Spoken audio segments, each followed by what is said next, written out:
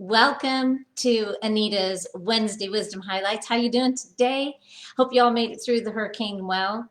We did great, came through totally unscathed, didn't even lose power, so praise God. I hope everybody else is doing well. If not, please reach out to me. I have great resources for you. So if any of you watching this today or anytime in the next week or so, if you need help from the hurricane, please let me know. I have lots of different resources. So just wanted to jump on today and talk a little bit about miscommunications. We live in such a information technology driven society. I mean, we probably communicate more now than we ever used to in the past. But because of the types of communication that we do, most of it being technology communication, we actually probably, in my opinion, have way more miscommunications because of the lack of human interaction. Did you know that only 7 to 10% of the communication that we do is the actual words that we say? The actual words makes up only about 7 to 10% of our communication.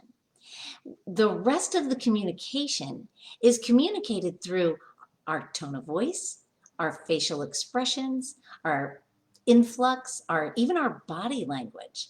It all communicates, and our brains pick up these signals and puts the right connotation to the information that it's receiving in order to be able to understand what the other person is trying to say, or what the communication is, what the communication is trying to convey.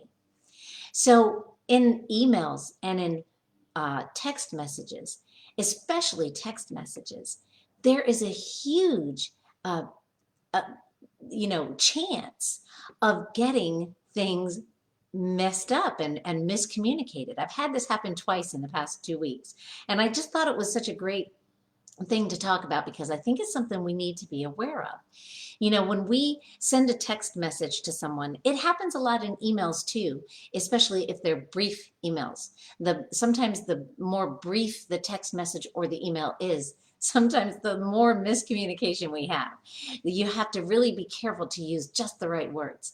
But twice in the past 2 weeks, I'll give you a great example. This just happened yesterday. Of course, I started working with FEMA again because of the hurricane. I love doing this work. I love helping people. And my assistant team lead, my assistant supervisor, and I had a miscommunication because of text messaging.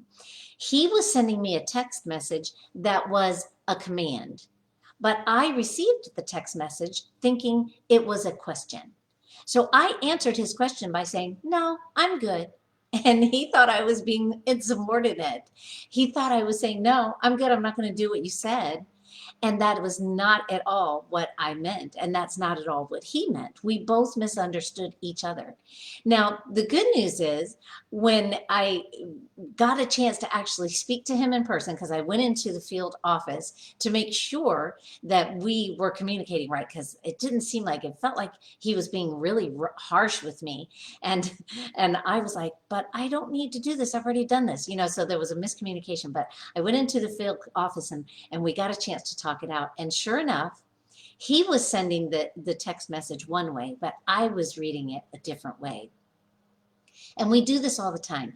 We tend to read a text message or something that's written. We tend to, when somebody sends us that information, we tend to read it in whatever perspective or whatever situation we're in at the moment.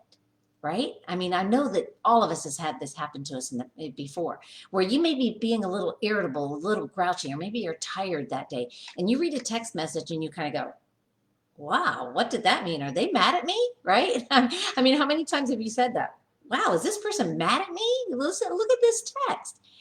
But if you're in a really good place, let's say you're happy and you just had a really great experience, or maybe you just had a really nice meal and you've got a full belly and you're feeling really good, and you get a text message and you go, "Oh, isn't that nice? That person sent me this text and look at how nice they're being." They could have said the very same thing, but we're receiving it differently. So it's just something I wanted to put out there today. Take a look at the next time you read a text and think about all the different ways that that text might have been intended. You know, what, put different tones of voice to it and figure out what did this person really mean?